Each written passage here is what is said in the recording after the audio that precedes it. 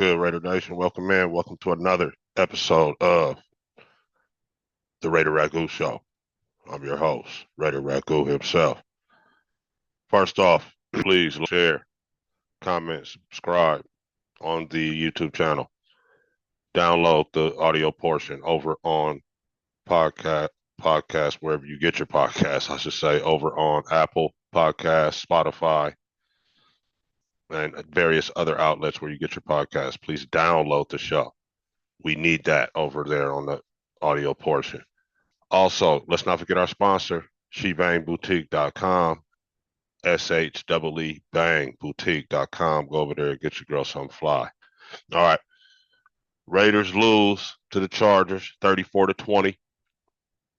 Season finale 2024. Finish up the season 4-13. Our thoughts on that. Man, in this game, we end up not having enough firepower, in my opinion. When Amir Abdullah went down, I was thinking in the preview show that they was going to let Laube run the ball. They end up going with the guy Collier, letting him get some touches. And the running game, they ended up with 39 yards total rushing. The Chargers, meanwhile, ran for 137. Chargers ran 72 plays to the Raiders running 48 plays. 473 yards of total offense to 264. They threw for 336 yards. They just had their way with the Raiders' pause. And the firepower of a playoff team kind of showed versus a team not ready, not there yet, right? I ain't going to say going in the other direction because that'd be disrespectful. I'm going to just say not there yet. Guys want to fire AP. But the team is not good, man. Right? Be honest. It's not that the team is not that talented. We running Aiden O'Connell out there. We running our number one receiver, Jacoby Myers. Number two is Trey Tucker. You know what I mean? And then we got Bowers, the rookie sensation, which is a lone bright spot. No, not lone bright spot, but I'll just say that was a bright spot this year on the ball club. But if we being honest, man, we weren't a good team. We lost Devontae Adams, and we never really had that signal caller that's gonna put any fear in any team and make you have to come with any type of game plan outside of just your normal. We're gonna go in here and get after this guy. We're gonna blitz, and we're gonna cover these guys. The team is not that fantastic. We was a miscalculation on Zamir White. Everybody was talking like Zamir was gonna do something. Don't try to say you wasn't now. Just like all the people that's turning on AP now. So it was a total miscalculation by everybody, bro. AP, his staff, the players probably, the media, because the run game was trash all year. 32nd in the league in rushing, straight bottom feeder in rushing. And we ended up in the cellar in the West because of that. You end up turning the ball over because you're out there throwing it so much and dropping back so much that you're putting the ball in harm's way a lot, right? You're not pressuring the defense, right? You're not putting any pressure on any defenses. They're coming after you. They're just pinning their ears back. And then because the quarterback isn't that talented, he's out there throwing picks, whether it be Minshew or Aiden O'Connell, right? So the team just didn't have the firepower with Amir Abdullah out and already coming in reeling. But I will say, with 38 seconds left in the first half, the Raiders were winning this ball game 10-9. When Aiden threw the pick, from that point, when Aiden threw the pick, Raiders got outscored 25-9. Right? Is that what I said? Well, they had 10 at that point. So 25-10 from the point where he threw that pick, man. So it's like the Denver game. Everything was good until Minshew threw that pick, and then it just snowballed on us. So, we got to get some better players in here, man. We got to get a better quarterback in here. If we're not going to do anything but get a quarterback that can run and then a top flight running back and get in here and run like a pistol, any type of man, like what these guys run, any of that type of stuff will help, man. The running game, and then if we can still pass, hopefully Scott Turner is still around, or if even if he's not, we'll develop some pass off of that run. But we got to run. We got to get more powerful in the interior O line. We got to get bigger. Period, man. We got to be. AP wanted to be a bully. He said that. Well, I feel like personnel wise, that's gonna take a few years. You can't just say it and then the team is automatically it. You can say what you want to be, right? Um, but the team ain't just gonna automatically turn into that. That's not how this works. So for all you that want to fire him for the what he's trying to turn his team into, it takes time. It takes time. Next year they might not even go to the playoffs. They may only get up to like 7 wins or so next year because they don't have all of the personnel to play football. The coach wants to play football. Period. You could ask Telesco this. I bet you. They just don't have the guys. So when you fire people is when they say, oh, boss, owner, GM, whoever hired me, whatever, however the hierarchy is in the with the Raiders, because Mark Davis hired AP, Telesco did not. I got my guys now. All right. Now I'm able to fully put my program in of what I'm intended this team to be. Like this year, this is it. And then you are trash. You have a trash record. All right, now it's time to go. That's when you get fired mid-season and whatnot, right? But you can't just keep firing coaches, man, in 1 year, bro. All of y'all that's like saying fire AP, you can't count the interim year. That wasn't his team. That was Josh McDaniels' team. That's what he came and that's how he had an audition to be able to get the job this time around. That's the only reason he was a candidate is because he had that little audition. That's not his. They put it on his official record, I guess, but they shouldn't because he was an interim. He wasn't the head coach. He was the interim. So that interim stint created a resume and experience to where Mark Davis decided to go ahead and let the guy lead his football team. So this was his first year as the head coach. He won 4 games. All right, let's let him rock, man. Let's let him cook. All right. He said one thing in his press conference today. He was like, I would have followed my gut more. He was like, somebody asked him. I think Vinny maybe asked him, what would he have done different? And then somebody later basically followed up with, you mean with the quarterback? And he was like, right. So he wanted to start Aiden, is what it sounds like from the beginning. Somebody talked him out of it. All right. Now, that might save him because Telesco or Davis, maybe even, had him not follow his gut, right? And then the season went like it did. Maybe he didn't want to hire Getsy. We don't know. He said it was his decision when it happened, but we don't know how that really worked. And Getsy just wasn't getting it done, man, as a play caller. He might, if this was his offense they was using, he got a decent little offense, man, with some packages in there and some looks. And Scott was doing it better than him, was using it better than he was using it. He took his playbook, he was using it wrong type. You know how the song goes. He sampled his playbook, he was using it wrong. So Getsy wasn't the answer. So now let's come back. If it's gonna be Scott, let it be Scott. Trim the fat with some of the coaches. We had too many coaches. I think you know that now. You already sent, what, three of them packing.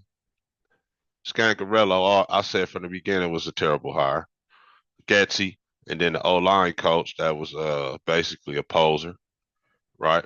I ain't gonna clown the man and just say his years of experience in the NFL as he's a poser, but that O-line that what he promised, that dream he sold us on the zone blocking scheme, man, that it sent us into the dark ages in the run game, bro. We 32nd in the league in rushing the football, and you wonder why we 4-13. So wonder we wasn't didn't win any games, and then we one of our biggest rushing games is last week in week 17 from a guy that hasn't ran for 100 in his whole 10-year career. Amir Abdullah pops up with 100. After this is Turner calling these plays. After you guys let Jacobs go, right? One of the best players in the league, you guys let go.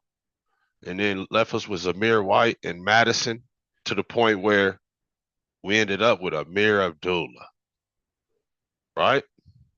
But everybody wants to blame AP. So I'm saying, man, get a quarterback that can run and get a top flight running back, whether that's a veteran or somebody in the draft or both. Get the running back room up to speed. Stop jerking around with the running back room. Pause. Trying to underpay it. Put some money in the running backs. AP wants to be a team. You saw the team when they was playing the Saints. I told you about it on the other show. In the third quarter, going to the fourth. You saw the team that AP wants to be. They went on long drives, scored the football, played defense, got the ball back, did it again. Once you do that a couple times, man, the game is over. It's basically how the Chargers do you. It's basically like that. So it's going to take time for him to build that. The Chargers already had the hella roster. Every year, and this is Telesco that built that roster. Every year, people was picking the Chargers to do good for the last 3 years. Ever since they've been in L.A. Well, ever since SoFi. Ever since they've been in SoFi, people have been like, oh, the Chargers got the roster. They got this. They got that. They're ready. They got the quarterback. Finally, they got a coach in there, instituted a program. Now you see, right? The Raiders don't have a roster quite like that. When they get it, the roster built up, and then AP can't get it done, then it's be time to let them go. So I'm just saying, get a guy a chance to get the people in there that he needs to get in there to play the type of ball that he wants. If you got to get different coordinators, different coaches, so be it. Let them do it.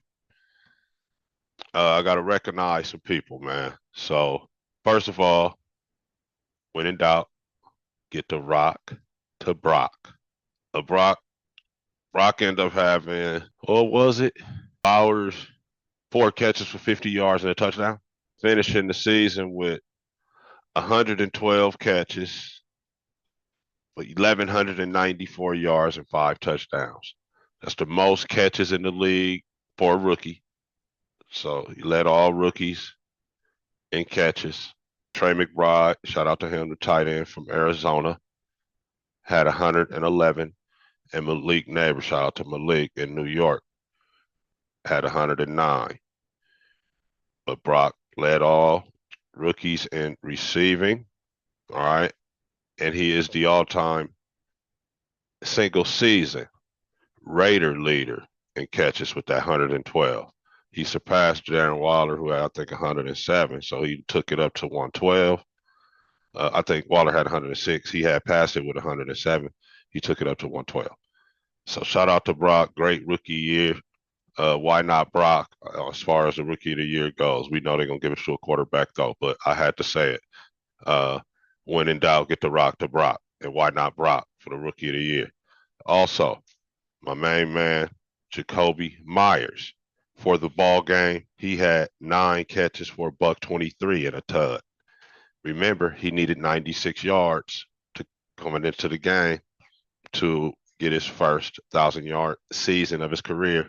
He did it, and it looks like they deliberately did it because they was going to him early and often, and he delivered. He delivered. Um, Ironic that he ended up with more yards than Devontae Adams. I believe I heard that. Let me see if that's correct because that is going to be very apropos. If that happened, Jacoby ended up with 1,000. Let's see. Yeah, he did have 1,000. He had 1,050 and 63 yards between the Raiders and the Jets. 8 touchdowns. All right, so okay, he didn't. That was bull jive I had heard. So Jacoby still with the 87 catches for 1027, 4 tuds, right? He showed that he could step up. Is all I'm saying, man. When the old boy left, Adams had 85 catches. So he had more catches than Adams. You know what I mean? So there's that. You know what I'm saying? But anyway, yeah. Shout out to Jacoby. And also another rookie, man. I haven't said anything about this guy all year, and that's my bad. Terrible of me to not have mentioned this guy. He was drafted by the Indianapolis Colts and then apparently released, and Telesco picked him up before the season started. He's been on the roster for the Raiders whole 17 games. Laulu, uh, 6'5", 292-pound rookie, man, from Oklahoma, plays D-line, D-tackle. Looks like he can be in the mix next year, man, along with Christian Wilkins. And we'll see if they're going to keep Butler, Jenkins, what they're going to do on there. But this kid, number 96, man, he kept flashing. I'm like, who is this kid? Like, it was, seems like the last few weeks. Excuse me. But I just wanted to mention the kid, man. He has been flashing. He showed his he showed a little bit of what he can do, man. He ended up having a sack on the season, 15 tackles or so. So just wanted to mention that guy and give him props. And I believe he'll be in the mix next year at the D tackle position as they continue to build the roster, man, and get better. We're gonna go on and break down the draft. You know, do that in the off season. But right now, we just recapping the Charger game and talking a little bit about some off seasons, some stuff. So, yeah, the 20 to the Chargers, man, end up being a little too much for them. They didn't want to go play.